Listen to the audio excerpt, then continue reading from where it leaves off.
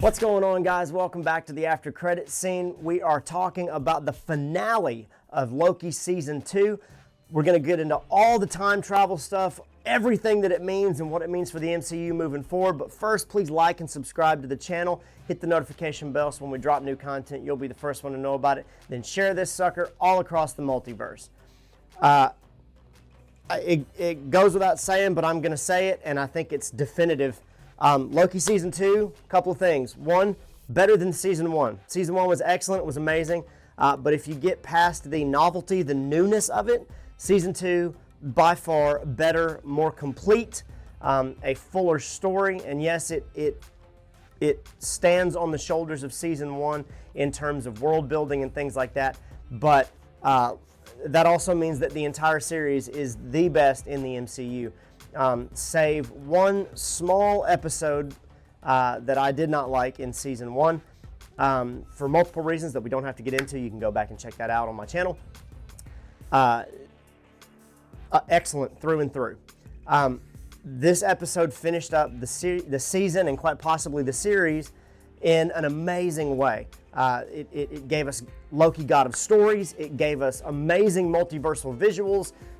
It gave us sacrifice. It gave us character development. It gave us a push into the MCU of the future. It gave us Easter eggs and throwbacks.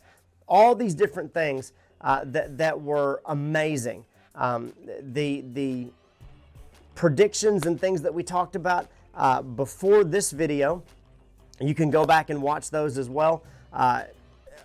For this series, it might be very easy to say that my predictions were very accurate because it was a very predictable story. It was not a predictable story, but the pacing and the things that they were giving you, I think more than anything, just being tuned into the type of story they were going to tell made it easier to kind of slough off the things that did not matter or prune them, so to speak. So, things I loved about this episode, the use of the Marvel logo going backwards at the beginning. They've done some really awesome stuff with that Marvel logo. It was something new that you hadn't seen before. It was really exciting. It was a whole lot of fun. And it plays right into what happens at the end of the episode with how Loki fits into the time stream. Different elements with the way that they told the story. There were amazing conversations. Loki's conversation with He Who Remains at the Citadel at the end of time, fantastic, and a wiser, smarter version of Loki. The use of the placards that say, centuries later, before, after, all those different things. Gave you a great sense of what it's like to be outside of time, what it's like to use time as a tool or as a weapon, so to speak. Were all amazing visuals and really told a great story. Now, let's talk more about just what that means. How do you solve a problem that seemingly has no solution? How do you fix something in a way that doesn't make you a leader, that doesn't make you a god in charge of everything, and allows everybody to have the freedom that they want? Was an interesting story that Loki had to come to grips with at the end, and you kind of find out he had the solution the whole time. And it's a great progression of his character story, more so than them just finding some solution. It was more about his character evolving, where he understood that he could make the sacrifice to do the thing that would allow it to happen. That it had nothing to do with acquiring new power and everything to do with utilizing the power he already had. It is a very well written story, episode, character arc, everything. And the visuals just add to it. So what does all this mean? Let's just break down the timeline stuff. Let's break down the snake eating its own tail thing. There had to be a moment, if you're going to do something different, if you're going to create something different, there had to be a moment where you break free of that. With Ouroboros or A.D. Doug or whoever coming up with the TVA, coming up with the science behind the TVA, Victor Timely, He Who Remains, all these different things that continue to go around in a circle to allow the TVA to be something that creates and protects a sacred timeline, utilizing He Who Remains, pruning timelines, and the loom. There was no way to restore the loom and then just watch it all happen without somebody there to prune those branches. And Loki discovers that not only through this continual going back and trying to fix it by going through the science and realizing, okay, well, there's no way to speed this up. There's no way to fix this one problem. Let me go back and get more information. And he goes and he talks to He Who Remains in a scene that was from season 1, only to find out that He Who Remains knew more than he said he was letting on. Because he's outside of time, it wasn't a linear activity. He had already seen all these other branches where Loki is trying to fix everything and how it always inevitably ends with Sylvie killing him. And that regardless of whether Loki was able to stop that, which he could by killing Sylvie, he was taking away her free will. It was her choice, not his, and he can't intervene. So he has to move forward from other people's decisions, and he has to own his own decisions. And so that was more of the storyline, time from his perspective, than trying to fix everybody else.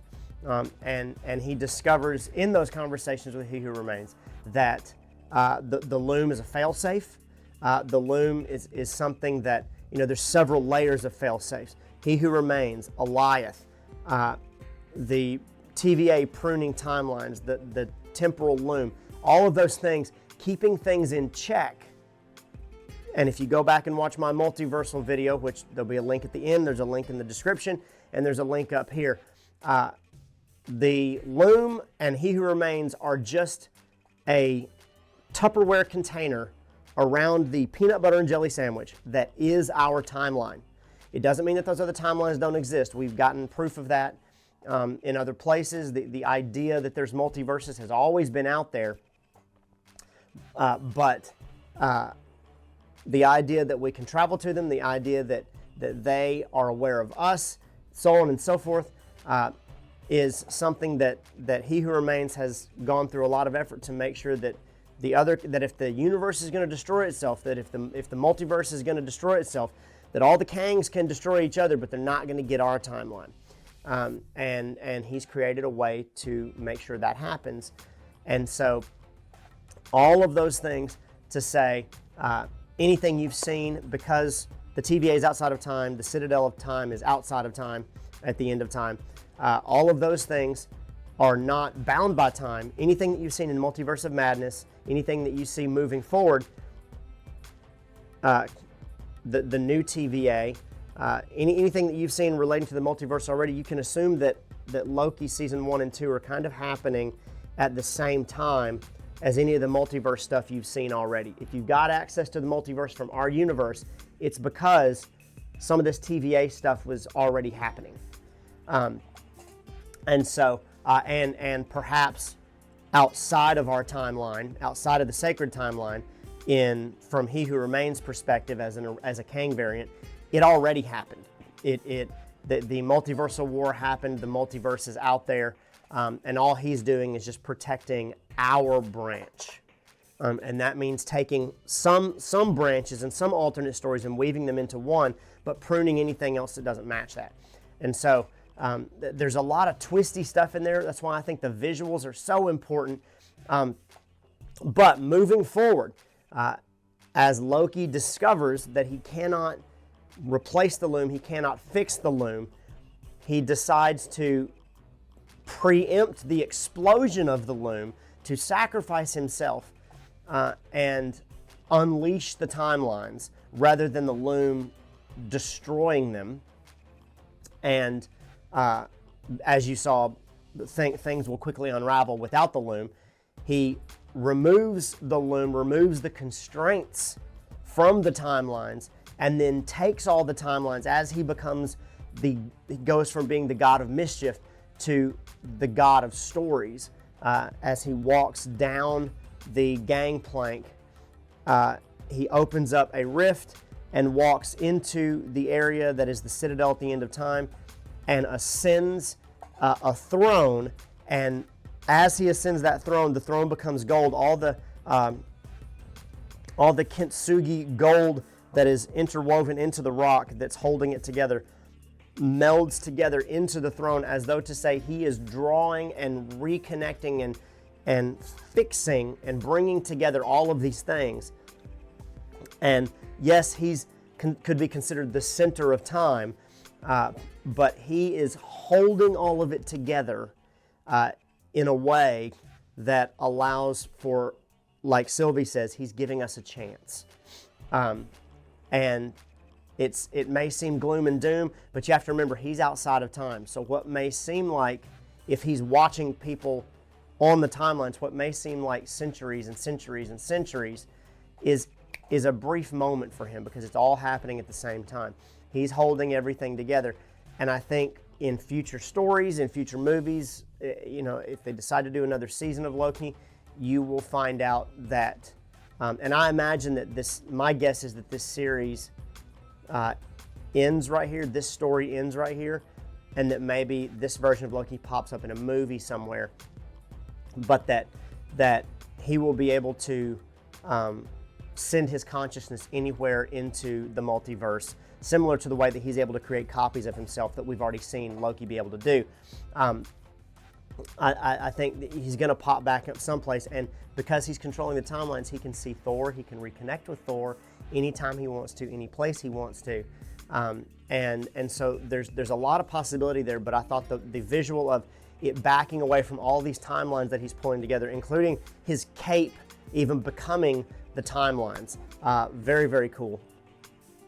That as it pulls away, you see that the timeline is no longer held together by a loom. It's no longer a single solitary timeline, but it is the multiverse being held together in a stable form. And it looks like the world tree that you've heard about in Norse mythology. You saw a picture of it at the beginning of Captain America. Thor even talks about what they think the universe looks like, and it's that Yggdrasil, that world tree, that it looks. And it's, you could argue that that's how it was always supposed to look. You could argue that Loki created it that way because it was part of his world. Or you could just argue that they use the imagery and the metaphor of a tree to talk about how the timeline can stay stable. That there may be spots where everything comes together, where it may be held together like a tree trunk. But if you look back further, the roots all branch out, the branches all branch out, and everything is stable. And then you can move between those. And incursions would be branches popping into each other, which has the potential to kill both branches. The analogy, the metaphor, the visuals all work together very, very well. And again, go back and watch my multiversal video. I spent a lot of time talking about it, a lot of time thinking about what that looks like, and it still holds true.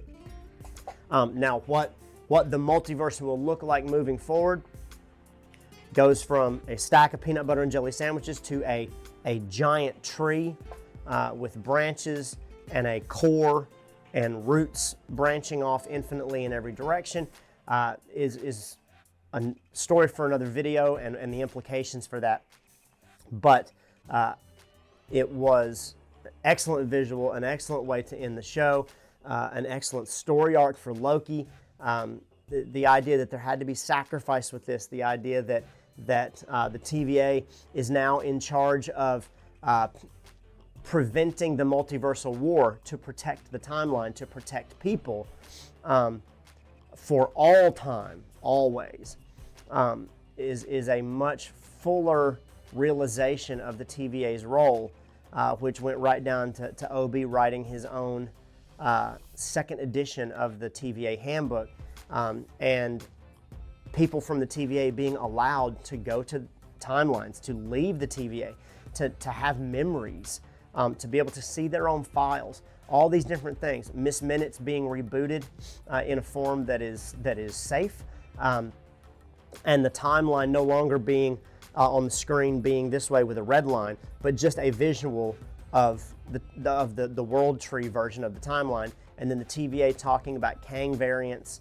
and not even trying to kill them, just making sure that they are not going beyond or becoming this thing that's going to be a danger to the whole timeline. Right down to the comment about, do they know we exist yet? At some point, they're aware that the threat could be the Kangs find out that the TVA is an actual thing, that they get smart enough that they realize there's an entity outside of time, and they somehow use that to go to other branches, destroy other branches, use it to create their own timeline, all those different things that maybe was the beginning of He Who Remains and Renslayer and so on and so forth. We got to see Renslayer at the end of time in the place where Alioth is. She kind of smiles when she sees Alioth. The idea there is that she might know how to capture Alioth's power and use it in a way that is going to be a danger to the multiverse. That's quite a possibility there. There's also Kang variants out there, but the TVA is keeping an eye on them, so to speak, right down to an Easter egg about an event that happened on Earth 616 in an alternate realm, which would be the quantum realm, but it says that they handled that. A couple of things with that is what we're going to end on. One, the idea that they say they handled that means that the TVA doesn't have to intervene in that instance, which means either the TVA thinks that Kang is gone, or that Kang is contained enough that they don't have to intervene. It doesn't necessarily mean that Kang is dead, or that Scott at the end of Quantumania was not right in wondering, was that the way that things start? Did I do something? Was this supposed to happen? Did I unleash something that I shouldn't have unleashed? That could still happen. Odds are, with some of the bonus scenes you saw, that was an introduction to Kang. That was a beginning of here's how the Kang the Conqueror becomes Kang the Conqueror, and he was thrown into the quantum realm, which is actually backwards in time.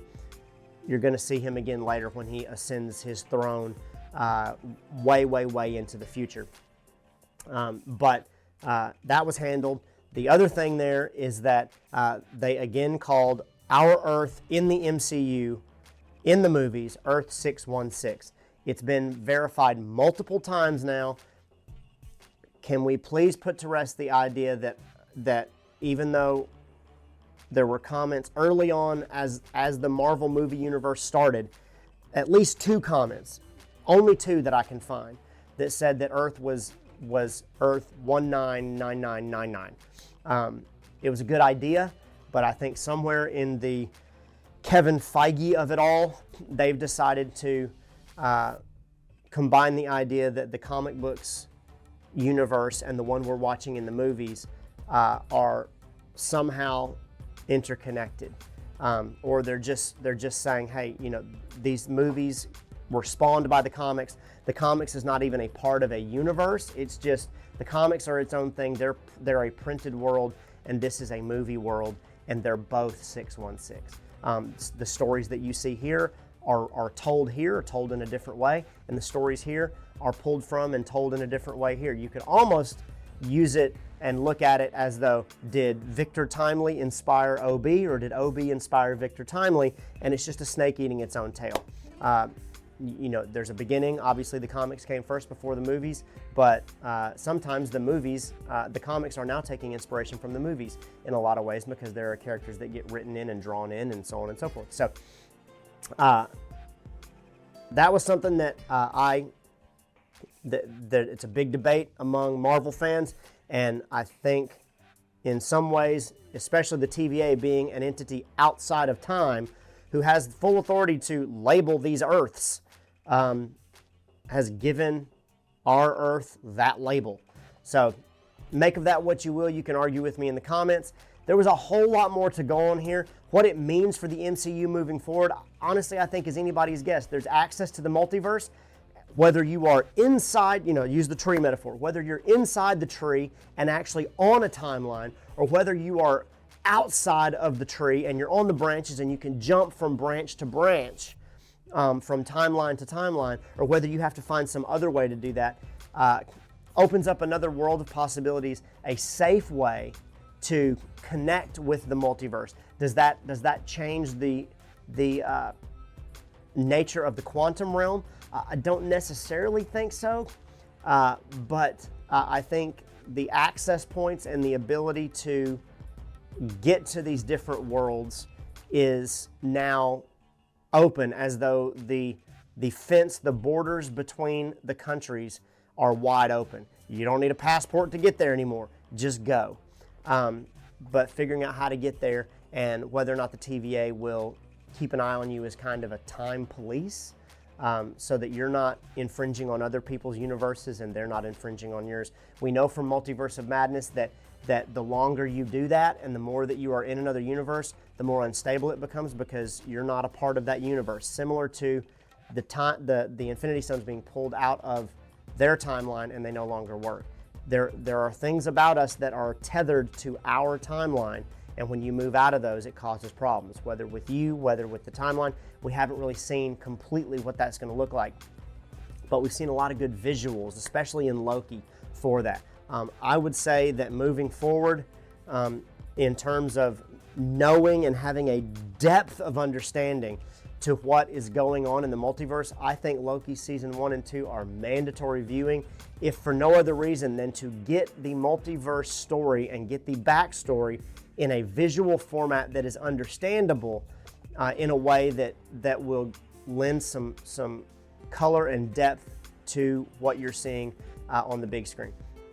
Curious what you guys think. Tell us in the comments below. Check out some of our other videos. We got a ton of content you can sink your teeth into, this MCU timeline video. And as always, guys, when the next one drops, we'll catch you right back here. Thanks, guys.